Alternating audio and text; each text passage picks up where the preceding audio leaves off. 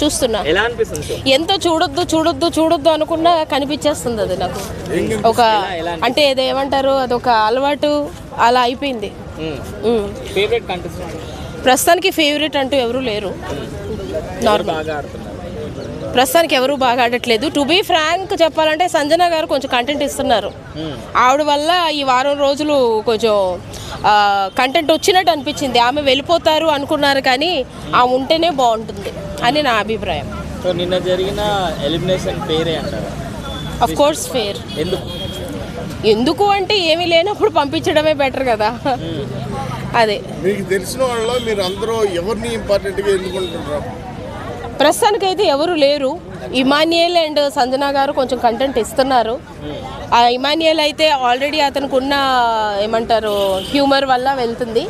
అది తీసుకోలేని వాళ్ళు గొడవ పడుతున్నారు. సంజన గారు ఏంటంటే వాంటెడ్లీ కంటెంట్ ఇస్తున్నారు అని నాకు అనిపించింది. వాంటెడ్లీ ఇస్తున్నారు ఆవిడ, కావాలని కాదు. ఈ కామెంట్స్ మీద అందరూ కూడా మండిపడుతున్నారు, రెస్పెక్ట్ ఇవ్వట్లేదు నాగార్జున. అవును.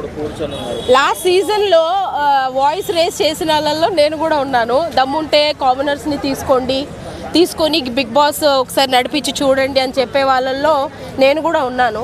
ఈసారి కామనర్స్ వెళ్తున్నారు అన్నప్పుడు నిజంగా నేను కూడా హ్యాపీ ఫీల్ అయ్యాను, చాలా మంచి పని చేశారని.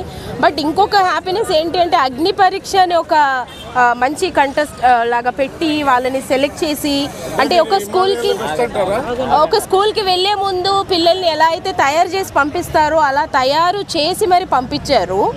వాళ్ళు చేసినంత వరకు చేసి పంపించారు. బట్ వాళ్ళ బిహేవియర్ చూస్తుంటే ప్రతిదీ మనం తయారు చేయలేం కదా. లైక్ గుర్రాన్ని తీసుకెళ్ళగలం కానీ నీళ్లు తాగించలేవు అన్నట్టు వాళ్ళ బుద్ధిని చూపించుకున్నారు. ఇంకొకసారి కామనర్ని పిలవద్దు అనేటట్టు బిహేవ్ చేస్తున్నారు. అంటే పవన్ అన్న కలుపుతున్నాడు కదా పులిహోర, ఎలా అనిపిస్తుంది? ఏ పవన్ కళ్యాణ్ ఆయన కావాలని అయితే ఏం కలపట్లేదు, అనుకోకుండా కంటెంట్ అలా వస్తుంది అంతే. అది పులిహోర నచ్చిన వాళ్ళకి అది పులిహోర లాగా అనిపిస్తుంది బ్రో, నచ్చిన వాళ్ళకి అది పులిహోర అలా అనిపించదు. రీతు ఎలా ఆడుతుంది? రీతు అయితే తను నాకు ఇప్పుడు వరకు అయితే తను జెన్యూన్గా ఉంది అనిపించింది.